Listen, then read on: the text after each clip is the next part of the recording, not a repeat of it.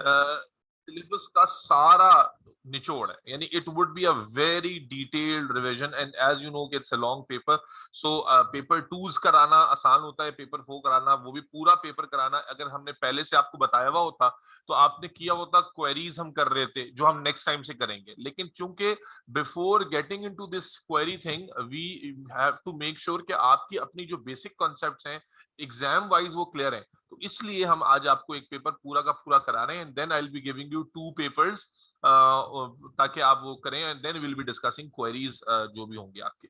So the paper which we are going to start is February March 2021। आप में से किसी ने किया हुआ है ये पेपर खुद से, पहले ये बताएं मुझे, अगर किया हुआ है तो अगेन फिर भी मैं कहूंगा कि आप मेरे साथ करें क्योंकि अप्रोच आपकी सही हो जाएगी, और अगर नहीं किया हुआ है तो फिर तो बहुत ही ज्यादा मजा आने वाला है। जी, किसी ने किया हुआ है पेपर अभी तक? Sir no. जी, सर और ट्राई किया था। No sir. रेहा, रेहा आपने किया हुआ है? जी सर मैंने किया हुआ। अच्छा, तो ये how did you find that paper, मतलब वाज इट डिफिकल्ट और सिंपल था? Sir, I did it about 2 weeks ago, so I don't really remember. चलो चलो, इसका मतलब है एवरीबॉडी इज नाउ थर्स्टी कि यार क्या हो रहा है, कैसे होगा। चलें बिस्मिल्लाह। अच्छा, नजर आ रहा है ये फॉन्ट, या मैं इसको पीडी उस पे खोल लूं, दूसरे फाइल पे खोल लूं? नजर आ रहा है इस पे? नहीं सर, आ रहा है, क्लियर है। आ रहा है। असल में मैंने वन नोट पे लिखने के चक्कर में ना मैंने इसको बस किसी तरह कॉपी किया बड़ी मुश्किल से। चलें बिस्मिल्लाहिर्रहमानिर्रहीम, नहमदुहु व नुसल्ली व नुसल्लिमु अला रसूलिहिल करीम, अम्मा बाद, अऊज़ु बिल्लाहि मिनश शैतानिर रजीम, बिस्मिल्लाहिर्रहमानिर्रहीम। As I have said that this is one of the paper जो कवर करेगा हर एक चीज को and I need active input. जरा उजैर को जगाओ, कहां मरा हुआ है वो, बड़ा इंपॉर्टेंट पेपर है। चलें बिस्मिल्लाहिर्रहमानिर्रहीम, शुरू कर रहे हैं। बेटा मैं कोशिश करूंगा थोड़ा जल्दी जल्दी बोलूं और जहां आसान पार्ट आएंगे ना वहां आपने जल्दी जल्दी करना है ताकि टाइम बचे, वरना ये 2 नहीं 3 घंटे का चला जाएगा पेपर।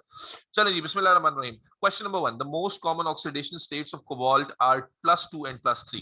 ठीक है, कहता है मोस्ट कॉमन जो ऑक्सीडेशन स्टेट है वो +2 और +3। Complete the electronic configuration.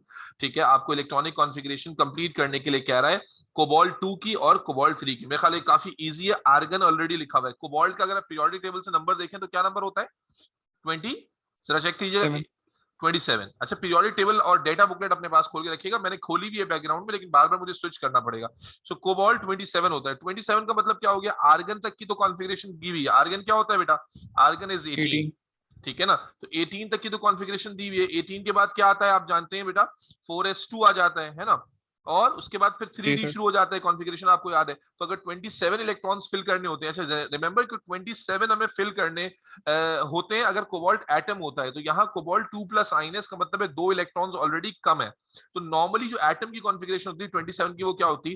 4s2 पे 20 हो जाते हैं और 3d 7 होता। लेकिन आपको पता है कि जब इलेक्ट्रॉन लॉस होते हैं तो पहले कहां से लॉस होते हैं? एस से, 4 के एस से। सो अगर 2 इलेक्ट्रॉन लॉस हो जाएंगे that would B 4s0। Yes और नो? Yes sir. बेटा मुझे एक्टिव इनपुट चाहिए सबका। अच्छा, फिर 3 में क्या होगा? 3 में अगेन 4s से दोनों लॉस हुए में होंगे और 3d से भी एक लॉस हुआ होगा, तो that would be 3d6। Am I absolutely clear? Fatima खुश? Yes sir. अच्छा, Yes sir. नेक्स्ट आगे चलते हैं। Cobalt 2 and Cobalt 3 both form complexes with EDTA4 minus. EDTA4 minus is something is a complex. कहता है Cobalt 2 और Cobalt 3 दोनों ही एक कॉम्प्लेक्स बनाते हैं जो Cobalt EDTA4 minus कहलाता है।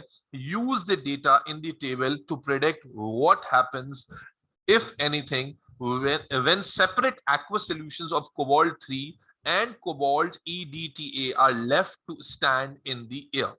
अच्छा, कोबाल्ट 3 का सवाल पहले समझना बड़ा जरूरी है। Use the data in the table, आपको डेटा में एक इक्वेशन, 2 इक्वेशन, 3, 4 इक्वेशंस दी हैं, ठीक है, to predict what happens if anything when separate aqueous solutions of cobalt 3। What, where is the aqueous solution of cobalt 3? This one, this equation is representing aqueous solution of cobalt 3। Yes और no? Yes sir. Yes sir. Yes sir. And co-EDTA -1, this one is right here, are left to stand in the air and air is oxygen. So basically आपसे पूछ रहा है कि cobalt 3 को जब हम air में छोड़ेंगे तो क्या होगा? होगा कुछ या नहीं होगा, ये बताइए। और इसी तरह फिर co-EDTA को हम छोड़ेंगे जब एयर में तो क्या होगा? अब इसका ताल्लुक जाहिर है आप जानते हैं इलेक्ट्रोड पोटेंशियल वैल्यूज से होता है। ठीक है, इलेक्ट्रोड पोटेंशियल वैल्यूज का जरा रेफरेंस अभी याद दिला देते हैं कि कैसे इस्तेमाल की जाती थी ये वैल्यूज, थोड़ा इसको क्लियर भी कर लेते हैं। पहले कोबाल्ट 3 से देख लें। देखिए कोबाल्ट 3 की वैल्यू आप देख रहे हैं 1.82 है, इट्स 1.82, और ऑक्सीजन की जो वैल्यू है वो है 1.23। आपको मालूम है कि रिएक्शन करने के लिए इट्स इंपॉर्टेंट कि एक जगह पे रिडक्शन हो और एक जगह पे ऑक्सीडेशन हो। यस और no? Yes sir. Yes, sir. ठीक है। अच्छा क्या ख्याल है, अब चूंकि मैं एक्सप्लेन कर रहा हूँ, डायरेक्ट आंसर पे नहीं जा रहा, तो इसलिए मुझे आपका भी थोड़ा इनपुट और रिवीजन भी हो जाएगा। अकॉर्डिंग टू दीज वैल्यूज कौन सा वाला रिडक्शन में जाएगा और कौन सा वाला ऑक्सीडेशन में जाएगा? Sir, cobalt reduction में जाएगा। Cobalt reduce Oxygen होगा और कोबाल्ट oxygen रिडक्शन में oxidation। जाएगा बिकॉज मोर पॉजिटिव वैल्यू है, और ऑक्सीजन जो है वो ऑक्सीडेशन में जाएगा, यानी नीचे वाली इक्वेशन जो है वो रिवर्स में जाएगी। यस और no? Yes, sir. Yes, sir. Yes, sir. Yes, sir. Cobalt reduction में जाएगा और नीचे वाली जो इक्वेशन है वो ऑक्सीडेशन में चली जाएगी। So what do you think, oxidation और रिडक्शन जब होता है तो रिएक्शन हो जाता है या नहीं होता? हो जाता है। होता है। जी sir. जब ऑक्सीडेशन और रिडक्शन का कॉम्बिनेशन बन जाए तो रिएक्शन हो जाता है या नहीं हो जाता वरा? Sir, हो जाता है। तो what do you suggest, what do you think, यहाँ पर रिएक्शन हो जाना चाहिए या नहीं हो जाना चाहिए? हो जाएगा sir. हो जाना चाहिए। तो हम कैसे आंसर कैसे लिखते हैं? आप कहते हैं कि ये वैल्यू मोर पॉजिटिव थी एंड ये वैल्यू लेस पॉजिटिव थी, ठीक है। तो हम क्या देखेंगे, कोबाल्ट यहाँ पर रिड्यूस कर जाएगा और यहाँ पर क्या होगा बेटा, ऑक्सीजन रिलीज हो जाएगी, क्योंकि ये रिवर्स में जा रहा है तो ऑक्सीजन विल बी रिलीज। सो हम कैसे लिखेंगे, cobalt 3 will get reduced because of more. बेटा हर एक बात समझ में आनी चाहिए, ये एक पेपर तुम्हें इतना फायदा देने वाला है कि तुम्हें इसका अंदाजा बाद में होगा। Positive value and oxygen gas, क्यों कह रहा हूं मैं oxygen gas will be released? क्योंकि जाहिर है वो रिवर्स में जाएगा तो ऑक्सीजन प्रोडक्ट बनाएगा ना। यस और no? Yes sir. Okay. Yes, sir. अब आ जाए Yes, सेकंड sir. वाले पर। अब सेकंड वाले में क्या कहता है, aqueous solution of core EDTA, इसके साथ क्या होगा? अगर इसकी वैल्यू पर नजर डालें जरा, तो अगेन यहां पर इसकी वैल्यू है ऑक्सीजन की 1.23। इसको मैं साफ कर देता हूं, थोड़ा गंदगी कम से कम रखें ताकि समझ में आता रहे। तो ऑक्सीजन की जो वैल्यू है वो अगेन 1.23 है, और जो है ना वो क्या नाम है इसका, इसकी जो वैल्यू है कोएडीटीए की वो 0.38 है। व्हाट डू यू थिंक, यहां पर ऑक्सीडेशन रिडक्शन का क्या कॉम्बिनेशन बनेगा बेटा? ऑक्सीजन रिड्यूस होगी और Reduction O2 की होगी. हाँ जी Yes sir. वरा इश्तियाक, Sir, oxygen नहीं form होगा। ऑक्सीजन नहीं फॉर्म नहीं होगा, form होगा। ठीक है। तो अब आप यहाँ यानी यहाँ पर क्या कहता है वो कि यहाँ पर रिएक्शन आपके ख्याल में होना चाहिए या नहीं होना चाहिए? नहीं होना चाहिए। क्यों? Sir, Yes, because value कम है. वैल्यू sir, अगर देखा जाए according to the E0 values, तो वो जो complex है EDTA के साथ, that one will be in reverse. लेकिन हमें Yes. reaction -1 वाले के साथ करना है, so reaction will not take place. दोबारा बोलो, दोबारा एक सेकंड पार्ट क्या बोला तुमने? सर हमें रिएक्शन कोबाल्ट EDTA -1 चार्ज वाले कॉम्प्लेक्स के साथ करना है, जी नॉट -2। लेकिन yes for the reaction to be feasible we need to have CO EDTA -2. Yes. इसलिए नहीं होगा। बेसिकली देखो इसका रीजन सिंपलीफाई करके बता देता हूँ, याद रखिएगा कि जब आपके पास एक वैल्यू ज्यादा पॉजिटिव थी, जो आपकी कंसर्न जो जैसे ऊपर वाले केस के अंदर कोबाल्ट 3 की वैल्यू ज्यादा पॉजिटिव थी, आपने उसका रेफरेंस भी इस्तेमाल किया, नीचे वाली वैल्यू नेगेटिव में थी, और जनाब वाली रिएक्शन हो गया कोबाल्ट 3, क्योंकि रिएक्शन में क्या कहा था, कोबाल्ट 3 ने रिएक्ट करना है, तो कोबाल्ट 3 फॉरवर्ड में जाना चाहिए था और वो जा रहा था। यस और नो? और Yes. उसको कंप्लीट करने के लिए नीचे वाली रिएक्शन को बैकवर्ड में जाना चाहिए था, वो भी जा रहा था। लेकिन जब आप यहाँ पर जाएंगे तो यहाँ पर जब सेकंड केस में आते हैं तो नीचे वाली जो इक्वेशन है, यानी कि ये वाली जो इक्वेशन है, ये इसके साथ जब कंपेयर करोगे तो दैट विल गो बैकवर्ड, और जब बैकवर्ड जाएगी तो आप जान रहे हो आपको रिएक्शन कराना है कोएडीटीए का, है ना? तो ये इस इक्वेशन में तो ये 2- वाला कॉम्प्लेक्स रिएक्ट कर रहा है। यस और नो? Yes sir. ठीक है। Yes, sir. तो हम यहाँ Yes, क्या sir. जवाब लिखेंगे, रिएक्शन इज नॉट feasible। बेटा ये सबको बात समझ में आती है Fatima? Because Yes, sir. Of less positive value of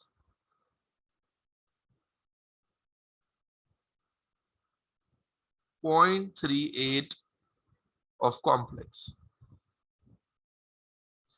चलिए नेक्स्ट क्वेश्चन पे चलते हैं, नेक्स्ट उस पे चलते हैं। अच्छा जी, नेक्स्ट क्या आ जाता है, वही पार्ट सी चल रहा है बेटा, यानी सवाल सेम ही चल रहा है अभी भी। आपसे नेक्स्ट में क्या कहता है बेटा, इसको थोड़ा सा बड़ा कर दे, नहीं ये बड़ा ना करूं तब भी दिख रहा है? जी सर। अच्छा चले। Yes, sir. बेटा आपसे कहता है हाइड्रेटेड कोबाल्ट, जहन में चैप्टर्स रखना बेटा, आप चैप्टर वाइज चल रहे हैं सवाल। Hydrated cobalt 3 nitrate CO NO3 twice 6CH2O, यहां मैं बड़ा करके लिख देता हूं CO डॉट। उजैर आ गया क्लास में? Uzair is a red solid that behaves like hydrated magnesium nitrate। अच्छा यहां पर एक नया सा कॉम्प्लेक्स दिया है और कहता है it behaves like hydrated magnesium nitrate, और उसका फॉर्मूला दिया हुआ है MgNO3 twice dot 6H2O। ठीक है, when heated describe in detail what you would expect to observe when crystals of this, पहला वाला complex, are heated in boiling tube gently at first and then more strongly। पहले इस वाले को gently heat किया है और फिर स्ट्रांगली हीट किया है, और कहता है ये बिहेव करता है एज मैग्नीशियम नाइट्रेट। तो बड़ा आसान है मेरे ख्याल है। जब जेंटली हीट करोगे तो क्या होगा बेटा, आपने पढ़ा हुआ है, ओ लेवल से पढ़ते आ रहे हो कि जो वाटर ऑफ क्रिस्टलाइजेशन होते हैं जेंटली हीट करने पर ये क्या हो जाते हैं, रिमूव हो जाते हैं। ये सुनो, यस सर। Yes, sir. और जब जेंटली हीट करोगे तो ये रिमूव हो जाएगा, और जब रिमूव हो जाएगा तो फिर रह जाएगा सिर्फ नाइट्रेट। और चूंकि उसने कहा है कि it behaves as magnesium nitrate, तो याद है नाइट्रेट की थर्मल डिकम्पोजिशन याद है तुम लोगों को? जब नाइट्रेट डिकम्पोजिशन से क्या बनता है, मेटल का oxide, metal oxide, nitrogen dioxide and Hydrogen oxygen. dioxide and oxygen. और इसके क्या होते हैं, ब्राउन फ्यूम्स होते हैं। ठीक है ना, तो Yes, आइंस sir. को 2 नंबर में एक्सप्लेन कर देते हैं, मेरे ख्याल है बहुत सिंपल हो जाएगी एक्सप्लेनेशन। क्या कहेंगे, इनिशियली या on heating, on gentle heating, hydrated compound, अब मैं कंपाउंड लिख रहा हूं, आप नाम लिख लीजिएगा, compound turns anhydrous and then on strong heating it will decompose to give, कोई ऑब्जर्वेशन होगी जरा बताइएगा? येलो गैस, येलो या brown fumes of, brown gas, brown fumes of NO2 gas. अच्छा अब बहुत अच्छा, ऊपर एक लाइन छोड़ दी मैंने, नीचे अगर आप चाहें तो यहाँ पर इक्वेशंस लिख देंगे जो मैंने ऊपर यहाँ साइड में लिखी हैं। ठीक है, नीचे मैग्नीशियम की नहीं, सॉरी जी बेटा रेहा कुछ कहना चाह रही हो? Sir, इसमें सिंस हाइड्रस अनहाइड्रस में कन्वर्ट हो रहा है, कलर चेंज हो जाएगा, रेड से व्हाइट हो जाएगा, हम कलर चेंज भी लिख सकते हैं। यस यस, और स्टीम और जो प्रेसिपिटेट होते हैं वाटर के, मतलब जो beads of, I think water droplets जो टेस्ट ट्यूब की साइड पर आ जाते हैं, वी कैन टॉक बिल्कुल लिख अबाउट सकते दोस एज हैं, वेल। बिल्कुल। असल में 2 ही नंबर थे ना वो, तो बिल्कुल मैं यहाँ बिल्कुल ऐड करना चाहूंगा जो रिया पॉइंट कर रही है, बहुत सही बात है कि जब आप हीट करेंगे तो रेड से वो व्हाइट हो जाएगा एनआई, क्योंकि कलर जो होता है वो उसके वाटर की वजह से आ रहा होता है। दूसरी चीज ये कि जो वाटर निकलते हैं, बॉइलिंग ट्यूब है तो बॉइलिंग ट्यूब पे वेपर्स ऑफ जो है ना वो लिक्विड कैन बी सीन, या steam will be observe, vapours of steam on the wall of boiling tube. ये दीगर ऑब्जर्वेशंस हैं, wall of boiling tube. Narmeen बात समझ में आ रही है? Fatima Khoso, are you with me? ठीक है, इसी तरह जनाब आली फिर वो ब्राउन फ्यूम्स का तो आपने ऑलरेडी लिख ही दिया, कोई मसला तो नहीं है? No sir. Explain why thermal stability of group 2 nitrates increases down the group। अब थर्मल स्टेबिलिटी पे सवाल आ गया। थर्मल स्टेबिलिटी सबने पढ़ी है, क्या होता है बेटा, जब नाइट्रेट्स में हम नीचे जाते हैं तो थर्मल स्टेबिलिटी इंक्रीज हो जाती है। yes or no? What was the reason? Let me just repeat again। Ion polarization. Thermal stability का रीजन क्या होता है? Very good. थर्मल स्टेबिलिटी का रीजन होता है कि जैसे जैसे हम नीचे जाते हैं तो उससे चार्ज जो होती है, charge density of cation, cation क्या होती है?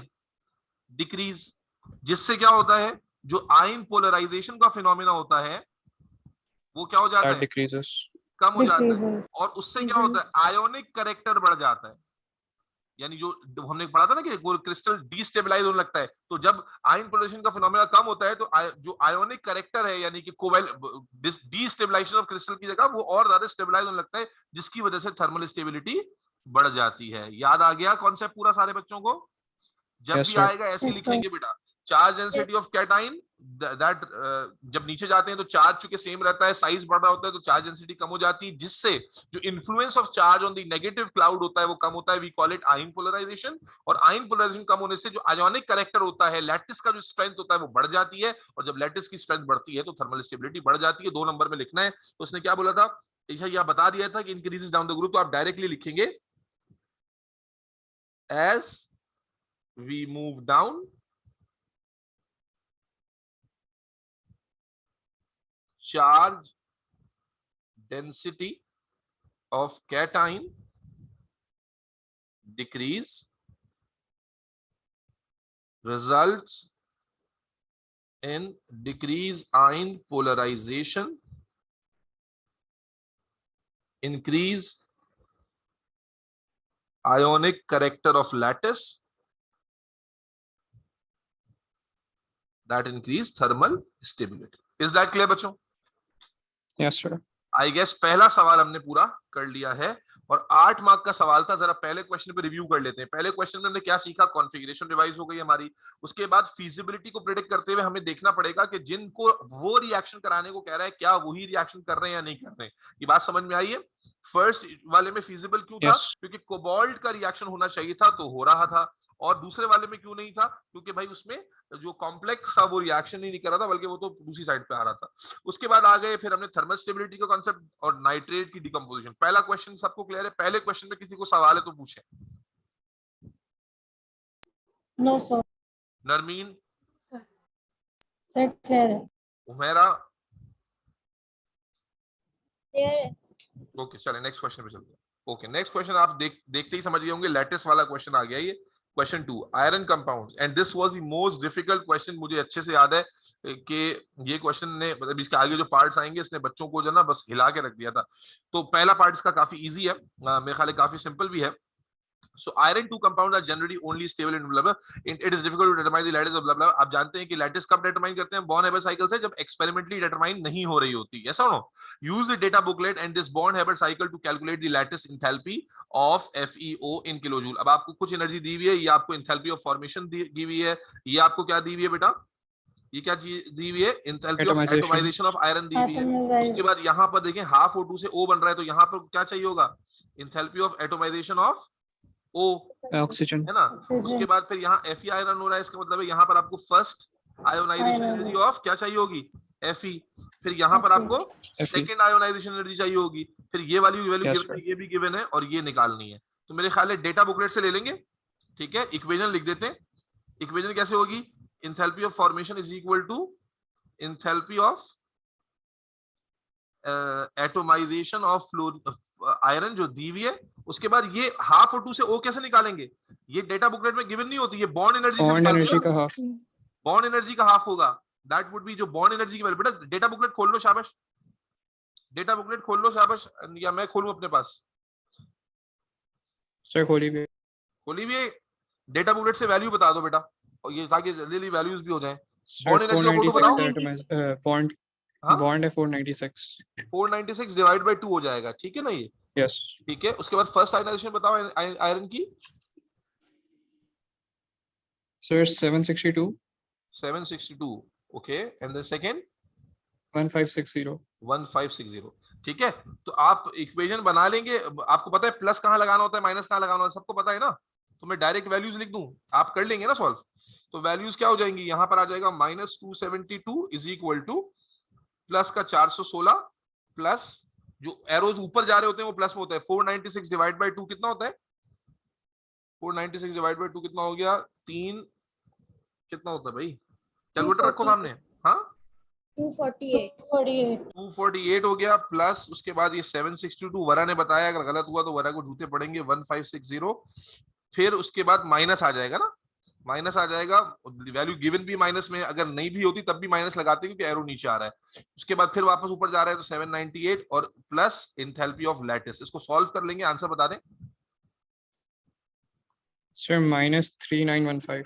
सॉल्व किया है बे? देख के बता रहा है जी सर। -3915 किलो जूल, और आप जानते हैं लैटिस माइनस में ही आती है, ठीक है? Is that clear? Yes sir. Yes sir.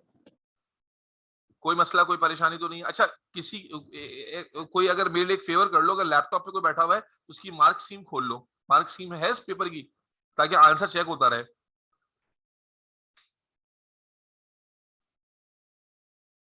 ठीक है, खोल लेना। सर करेक्ट आंसर है। हाँ सर गलत है? सही आंसर है। सही है, ओके। चलो बस एक बच्चा खोल लो, मार्किंग स्कीम पे तवज्जो नहीं, असल तवज्जो सोल्यूशन पे हो।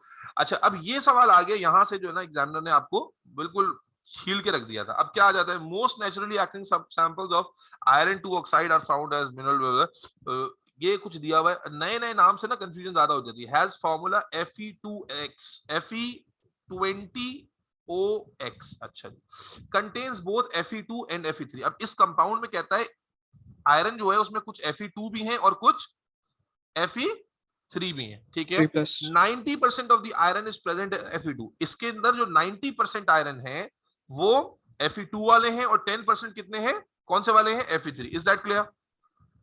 Yes, sir. तो भाई Yes, sir. बड़ा आसान है, 20 का 90% निकाल लें। 20 का 90% क्या होता है, 20 का 90% निकालेंगे 18 आ जाएगा, है ना भाई। टोटल 20 आयरन से ना वो Yes, कहता है sir. कि आउट ऑफ दिस, इसमें जो 90% आयरन है वो Fe2 वाला है, तो 20 का 90% 18 हो गया ऑब्वियसली। और उसके बाद 10% फिर जाहिर है फिर क्या हो जाएगा, 10% जो 2. है वो 20 का क्या होगा, 2 हो जाएगा, है ना। ये वाली बात समझ में आई Yes, sir. बेटा? मुझे एक एक Yes, बात sir. समझाने के लिए ना, ये मैं पागल नहीं हूं इसलिए बता रहा हूं ताकि समझ में आना चाहिए। तो इसका मतलब हो गया कि 20 में से हमारे पास जो 18 आयरन है वो Fe2 वाले हैं और 3 जो हैं वो 2 जो हैं वो Fe3 वाले हैं। अच्छा, अब ये ऑक्सीजन से रिएक्ट कर रहे हैं। अब जो Fe2 वाला होता है, अगर आप सोचें थोड़ा सा कॉमन सेंस लगा लें, जो Fe2 वाला होता है, ऑक्सीजन की ऑक्सीडेशन स्टेट कितनी होती है, 2 ही होती है। ऑक्सीजन की तो चेंज नहीं होती ना, negative. आयरन की चेंज होती है। तो अगर 2 वाला रिएक्ट करेगा तो कौन सा प्रोडक्ट बनाएगा, FeO बनाएगा, यस और no? Yes, sir. Yes, sir. Yes, sir. ठीक है। और अगर 3 वाला रिएक्ट करेगा तो क्या बनाएगा, उसमें फिर क्या होता है, Fe2O3. Fe2O3 आ जाता है, यस और नो? Yes. Yes, तो इसका sir. मतलब ये हो गया कि 2 Fe3 वाले जो O हैं, 2 Fe3 जो हैं, 2 Fe3 वो 3 ऑक्सीजन से रिएक्ट कर रहे हैं, और यहां पर एक Fe एक ऑक्सीजन से कर रहा है, तो कितने हैं हमारे पास, 18। सो 18 अगर Fe हो तो कितने ऑक्सीजन से रिएक्ट करेंगे, 18. 18 से। Is that clear? Yes, sir. Formula बता रहा है कि Yes, sir. Fe3 वाले जो 2 Fe हैं वो 3 से रिएक्ट करते हैं और हमारे पास 2 ही हैं, तो ये 2 कितने O से रिएक्ट कर लेंगे, 3 O से, ठीक है। और यहाँ पर जो FeO है ये एक से रिएक्ट करता है, हमारे पास 18 है तो 18 से रिएक्ट करेंगे। तो आपसे सवाल पूछा था deduce the value of x, जनाब 1 नंबर का सवाल था, तो 18 और 3 कितने हो गए, 21। Is that clear? 1. Yes, sir. इसकी वर्किंग को आप यहाँ शो भी कर दीजिएगा कि 20% ऑफ 90 आपने निकाला, ठीक है, यहाँ शो कर दीजिएगा 20 इंटू 90% किया आपने, और उसके बाद 10 इंटू 20 इंटू 10% किया, यहाँ से आपको Fe2 का नंबर पता चला 18, ठीक है, और यहाँ से आपको Fe3 का नंबर पता चला 2, एंड देन फिर FeO एंड देन Fe2O3, ठीक है, यहाँ से 18 और यहाँ से 3, and that sums up to 21। कोई मसला? उसके बाद आ No, जाते हैं sir. Explain, state and explain how the lattice energy of FeO solid compares to the lattice of CaO solid. अब अगर आप पीरियोडिक टेबल पे चले जाएं तो लैटिस एंथैल्पी का ट्रेंड पूछा, और लैटिस एंथैल्पी का ट्रेंड किस पे एक्सप्लेन करते थे बेटा, charge density. Density. Lattice enthalpy किस पे एक्सप्लेन होता है, चार्ज डेंसिटी पर, और चार्ज डेंसिटी क्या होता है, charge upon size, charge upon size. अब यहां पर अगर ध्यान में रखें तो कैल्शियम भी ऑक्साइड है, आयरन भी ऑक्साइड है, तो ऑक्सीजन का तो रोल खत्म हो गया है ना, ऑक्सीजन का रोल क्या हो गया, खत्म। तो रोल आ गया, डिपेंडेंसी किस पे आ गई, कैल्शियम और आयरन पे। और दोनों पीरियोडिक टेबल देखेंगे तो दोनों सेम पीरियड में आते हैं, 4th पीरियड में। और पीरियोडिक टेबल में जब आप लेफ्ट टू राइट मूव करते हैं तो साइज क्या होता जाता है, Decrease. ठीक है। एटॉमिक और जो आयोनिक साइज होता है, बोलो बेटा, डिक्रीज होता जाता है। Decrease. इसका मतलब क्या हो गया कि आयरन का जो एटॉमिक, नॉट एटॉमिक, आयरन का जो आयोनिक साइज होगा, बिकॉज आयन है ना यहाँ पर, सो आयरन का जो आयोनिक साइज होगा it would be greater than calcium, yes और नो? अबे भाई जवाब देते जाओ, 2 बच्चों का जवाब आ रहा है, बाकी लोग क्यों नहीं जवाब दे रहे, नरमीन, हुमैरा, नहीं आ रही बात समझ में? चार्ज लैटिस का जो आंसर होता था वो सर चार्ज, आयरन का पर छोटा होगा आयरन ना? का कम होगा। तो मैं यही तो हम बोल रहा लोग हूँ। डेटा बुकलेट से आयनिक रेडियस की वैल्यूज ले सकते हैं ना। So हाँ, just यहाँ compare. लिखा हुआ नहीं है डेटा बुकलेट, तो मैं बगैर उसके ही बता रहा हूँ, तो आयरन का कम होगा ना, यही तो कह रहा हूँ। जी सर। मैंने क्या उल्टा कह दिया क्या? जिसे जी आपने सर. बोला था कैल्शियम का। भाई ये तो मैं लिखा तो है डिक्रीज होगा। तो as we move from calcium to iron, तो आयरन का साइज क्या होगा, कम। जब आयरन का साइज कम होगा तो जाहिर है आयरन की charge density as compare to calcium क्या हो जाएगी, ज्यादा, क्योंकि अब चार्ज में दोनों बराबर है, साइज जब आयरन का छोटा होगा तो चार्ज डेंसिटी इसकी ज्यादा हो जाएगी, और जब आप जानते हैं चार्ज डेंसिटी ज्यादा होती है तो electrostatic forces of attraction in the lattice structure are stronger and you need more energy to break them, yes और no? Yes, sir. Yes, sir. ठीक है, तो आप सर लेटेस किसकी ज्यादा है? Calcium oxide, sorry iron oxide की। सही है, okay. So, ionic radius of iron 2 plus is smaller, due to which its charge density is stronger and electrostatic forces of attraction require more energy to get broken. ठीक है, असल जो आपको marks मिल रहे हैं वो किन बातों पे मिल रहे हैं? ये जो आयोनिक रेडियस का मंजन बेचा, चार्ज डेंसिटी का मंजन बेचा, इज दैट क्लियर?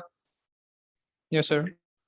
मैं हमेशा बताता हूँ कि जो कंपेयर करने का आएगा तो आप दोनों को नहीं बोलेंगे, किसी एक के बारे में बता देंगे। ठीक हो गया, यहां तक कोई मसला तो नहीं है? अच्छा, भी क्वेश्चन खत्म नहीं हुआ, चल रहा है। अच्छा बेटा, समझ में आता है यहां तक? Yes sir. नेक्स्ट जी क्वेश्चन पे सर। आ जाते हैं। नेक्स्ट क्वेश्चन, नेक्स्ट पार्ट पे आ जाते हैं। Sorry, heating FeO results in the formation of Fe3O4. Okay, reaction 1 दिया हुआ है, FeO, Fe और Fe3O4 बना रहा है। Each formula unit of Fe3O4 contain Fe2 and Fe. Each formula unit of Fe3O4, data लिखना बड़ा जरूरी है। Each formula, एक इस Fe3O4 में 1 Fe2+ है और 2 जो है वो Fe3+, ठीक है ना? तीन, भाई इसमें 3 आयरन नजर आ रहे हैं ना आपको, तो वो कह रहा है 3 में से एक जो है वो Fe2 है और 2 जो है वो Fe3 है। Is that clear? ये उसने बताया, ये मैं नहीं बता रहा हूं, ठीक है भाई? Yes sir. अच्छा, उसके बाद कहता है show how reaction 1 can be described as disproportion. अब जल्दी से याद कर लो, what was disproportion? Oxidation reduction दोनों। यहाँ पर Oxidation, same element reduction, oxidize भी same होता है और species. रिड्यूस भी होता है। तो अब शो करना है तो आए शो कर लेते हैं। जरा देखिएगा, Fe का यहाँ पर चार्ज कितना है? +2 है। 2 और पॉजिटिव। जब आप इसमें Fe में लेकर आएंगे तो यहाँ क्या हो जाएगा? 0। 0. ठीक है, यहाँ पर हो जाएगा 0 और यहाँ Fe3 में निकाल लेते हैं इसका। तो Fe3 में कैसे निकालेंगे? फ्रैक्शन में आ रही ऑक्सीजन का फिक्स होता है -2, तो कितना हो गया? -8 बन जाएगा, है ना भाई? -8 बन जाएगा और यहाँ हो जाएगा 3x -8 इज इक्वल टू 0। ये आ जाएगा 3x 8 upon x is equal to 8/3। Yes और no? Yes sir. That Yes, would sir. Be Yes. 2.66 I guess. Yes sir. 6 तो 7। आप देख रहे हैं कि हमारे पास एक जगह जो चार्ज है वो 2 से क्या हो गया? 0 हो गया, दैट इज रिडक्शन। एंड एक जगह हमारे पास जो चार्ज है नेट में वो 2 से 2.66 हो गया, that is oxidation. So you Oxidation. Clearly see that FeO का जो Fe है, ठीक है, वो एक जगह ऑक्सीडाइज हो रहा है और एक जगह रिड्यूस हो रहा है। How we do we write this? हम कहेंगे FeO से Fe shows oxidation state change from +2 to 0 and FeO to Fe3O4 shows +2 to +2.66, which is oxidation. ठीक है। बस एक नंबर है, एक नंबर में तो आपको बस सही पता हो तो आप लिख देंगे, मार्क्स मिल जाएंगे। Is that clear? Yes, sir. Yes sir. Yes, sir. बेटा समझ में आ रहा है ना? सिर्फ यस यस का मंजन तो नहीं बेच रहे हो तुम लोग। जी सर, आ रहा है। Right the half equation for the reaction that. कुछ मट्टी हट रही है दिमाग के ऊपर से, जो कॉन्सेप्ट्स के कैसे करने हैं। जी सर। नरमीन, तुम परेशान थी बहुत इसलिए तुमसे पूछ रहा हूँ। जी सर, हो रहा है। Fe3O4 liquid can be electrolyzed using inert electrodes to form Fe। अच्छा, अब Fe3O4 की इलेक्ट्रोलिसिस हो रही है और Fe बन रहा है एक जगह पर। कहां बनेगा? कैथोड और एनोड में से कहां बनेगा Fe? कैथोड। भाई कैथोड नेगेटिव इलेक्ट्रोड होता है, एनोड पॉजिटिव इलेक्ट्रोड होता है, दैट वाज द कॉन्सेप्ट। तो अगर आयरन बन रहा है तो आयरन आयन से बनेगा ना, तो आयरन आयन कहां जाके डिपॉजिट होंगे? आयरन पॉजिटिव आयन्स होते हैं, तो अगर आयरन आयन्स मौजूद हैं तो कहां जाके डिपॉजिट होंगे भाई? कैथोड। ऑब्वियसली चाहे वो +2 हो या +3 हो, कहां जाके डिपॉजिट होंगे? कैथोड पर। तो आयरन तो बन रहा है कैथोड पर। Right the half equation for the reaction that occurs at anode during electrolysis. Anode पर जो रिएक्शन हो रहा है उसकी लिखनी है। तो एनोड पर क्या बनेगा भाई? अगर कैथोड पर आयरन बन रहा है और लिक्विड है तो जरा कॉमन सेंस लगा लो जरा, एनोड पे क्या बनेगा? ऑक्सीजन। जी OH. वरा इश्तियाक। जी सर। भाई जाग रहे हो सो रहे हो? सर डेटा बुकलेट देख रहा था। अबे डेटा बुकलेट की क्या जरूरत पड़ गई? लिक्विड है ना लल्लू, लिक्विड है तो इसका मतलब है और यहाँ पर लिक्विड है तो मतलब वाटर तो नहीं होगा, एक्वस तो नहीं लिखा हुआ ना, तो आपके पास Fe आइन Yes. बनेंगे और ऑक्साइड आइंस बनेंगे। तो अगर आयरन जा रहा है कैथोड पर तो यहाँ कौन जाएगा? ऑक्साइड आइन। और ऑक्साइड आइन आपको मालूम है क्या बनाता है? ऑक्सीजन। और ऑक्सीजन बनाने के लिए उसको कितने इलेक्ट्रॉन लूज करने पड़ेंगे? 2 ऑक्साइड आइंस को मिलकर 4 इलेक्ट्रॉन लूज करने पड़ेंगे। यस और no? Yes yes yes sir. भाई कैसे पता चला ऑक्सीजन? बच्चे यहाँ पर लिक्विड देख के OH लिख देते हैं क्योंकि OH से भी ऑक्सीजन बनती है, याद है A11 में पढ़ा था। तो सॉरी OH में, OH की एक वजह होती है 4OH से क्या होता है? 4OH से ऑक्सीजन बनती है, 4 इलेक्ट्रॉन लूज होते हैं और 2 वाटर बनते हैं। ये वाली इक्वेशन लिख दोगे इसमें भी ऑक्सीजन बन रही है, लेकिन ये गलत काउंट होगी क्योंकि वाटर तो है नहीं, साफ साफ लिखा हुआ है। क्या लिखा हुआ है बेटा साफ साफ यहाँ पर? कि लिक्विड है। लिक्विड का मतलब क्या हो गया कि वाटर में डिसॉल्व नहीं हुआ हुआ, लिक्विड है, liquid. Is that clear? Sir इसको मोल्टन की तरह सॉल्व करने जो आपने Yes, बोला yes, उसमें yes. कराया। ओके क्लियर है भाई? यस जी सर। सर। ओके। कैलकुलेट, ओहो ये दो, calculate the maximum mass of iron metal form when Fe3 is electrolyzed for 6 hours using 50 ampere current. Assume that 1 Fe2 and 2 Fe3 are discharged at same rate. Oh 3 number. देखो जब सवाल ना तुम्हें सवाल 2 या 3 नंबर का नजर आ जाए ना तो बस समझ लेना खैर आ गई है, क्योंकि तुम AS करके आए हो, तुम्हें पता है कि जो सवाल 3 नंबर का होता है, 2 नंबर का होता है, तो देखने में वो कितना ही सिंपल लग रहा हो, वो बड़ा मनहूस सवाल होता है। ऐसा होता है नहीं होता? जी सर। इस सवाल के अंदर बहुत सारी ट्रिक्स हैं। अच्छा ये तो समझ गए फैराडे लॉ का सवाल है, जी sir. Yes sir. Mass of iron निकालना है ना, तो फैराडे लॉ का सवाल हो गया ना। अच्छा अब कैसे निकालेंगे? देखो कुछ बेसिक पे काम कर लेते हैं, बेसिक्स पे, फिर जो नई कंडीशंस दी मैं उसके बताता हूँ। सबसे पहले आपको मालूम होता है जब करंट और टाइम दिया होता है तो क्या निकाल लेते हैं कि कितना चार्ज पास हो रहा है ना। Yes sir. Yes, sir. तो चार्ज पास कैसे निकालते हैं? I Q is equal to IT ना। I कितना है? I कितना है? 50 और T कितना हो जाएगा? सेकंड में करना है तो 6 into 60 into 60। Is that clear? जी 1.08 into 10 to the power 6। 1.08 exponential 10 की पावर 6 कूलम इतना चार्ज पास हो रहा है। ओके अच्छा यहाँ पर हमें कोई मास नहीं दिया हुआ, बल्कि मास तो निकालना ही है ना। और मास है कोई? नहीं है, मास तो निकालना है। और मोल्स का कुछ चक्कर करना पड़ेगा, देखते हैं ये क्या हिंट दी हुई है। Assume that 1 Fe and 2 Fe3 are ions are discharged at random। देखो जरा, जब एक Fe, ये बात उसने ऊपर भी की थी ना, जब एक, इसको अलग कलर से लिख देते हैं, कहता है एक Fe कैसे डिस्चार्ज होता है? जरा जल्दी से देखो, एक Fe को डिस्चार्ज होने के लिए कितने इलेक्ट्रॉन चाहिए होंगे? 2 इलेक्ट्रॉन। अच्छा और यहाँ कहता है 2 Fe3 डिस्चार्ज हो रहे हैं, तो 2 Fe3 को डिस्चार्ज होने के लिए कितने इलेक्ट्रॉन लगे होंगे? 6। यस और नो? और Yes, sir. दोनों डिस्चार्ज होके बने यही होंगे, यानी अगर इसकी ओवरऑल इक्वेशन सोचें आप तो Fe2 प्लस और 2 Fe3 प्लस ये टोटल 8 इलेक्ट्रॉन के मोल्स गेन करके 3 Fe बनाएंगे। यस और नो? Yes sir. तो हमें बैलेंस केमिकल इक्वेशन से क्या सीखा हमने कि इस रिएक्शन में जो बैलेंस केमिकल इक्वेशन है, स्टिचियोमेट्रिक रिलेशन है, वो हमें बता रहा है कि 3 मोल्स बनेंगे Fe के। कितने मोल्स बनेंगे? 3 मोल्स। जब इलेक्ट्रॉन के कितने मोल्स इस्तेमाल हो? 8 मोल्स। 8। जब इलेक्ट्रॉन के 8 मोल्स इस्तेमाल हो तो 3 मोल बनेंगे। यस और नो? Yes sir. यहाँ साइड में फेंक देता हूं मैं, Yes, sir. जगह खाली। ठीक है अब इसको यूज करते हैं जरा। अब फैराडे लॉ क्या फैराडे लॉ क्या कहता था?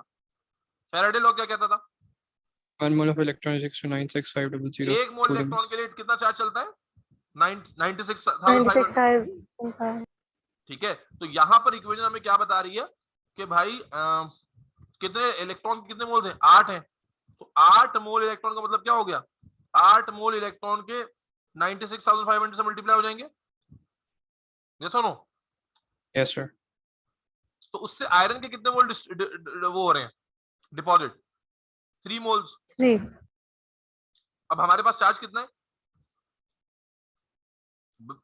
1.08 एक्सपोनेंशियल 10 की पावर 6। तो उससे हम मालूम कर लेंगे मोल। याद है मैंने आपको बताया था चार्ज से मोल पे जाते हैं, मोल से चार्ज पे जाते हैं। भाई इक्वेशन आपको नॉर्मली क्या होती थी याद करो, जो मैंने सवाल कराया था इसमें लिखा होता था copper +2 gives gain 2 electron you करके। तो आप कहते थे ना कि भाई जो है ना वो 2 मोल ऑफ इलेक्ट्रॉन के लिए 96,000 into 5 कर लेते थे। तो यहाँ पर आपको उसने मिक्सचर दे दिया और मिक्सचर में रेहा कितने इलेक्ट्रॉन ले रहे हैं? 8 इलेक्ट्रॉन लग रहे हैं, यस और नो? 8 इलेक्ट्रॉन मोल के लगे। तो आप कहते हैं कि 8 मोल ऑफ इलेक्ट्रॉन के लिए चार्ज कितना हो जाएगा? 96,500 into 8 is responsible to deposit how many moles? 3 moles, yes or no, of iron? Yes, sir. Yes, sir. तो अब हमारे पास चार्ज कितना था? इतना था। इससे कितने मोल आ रहे हैं? मोल बताओ।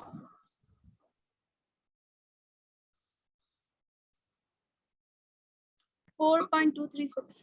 कितना? 0 पॉइंट सही किया है? Sir, 4.19. 4.196. 4.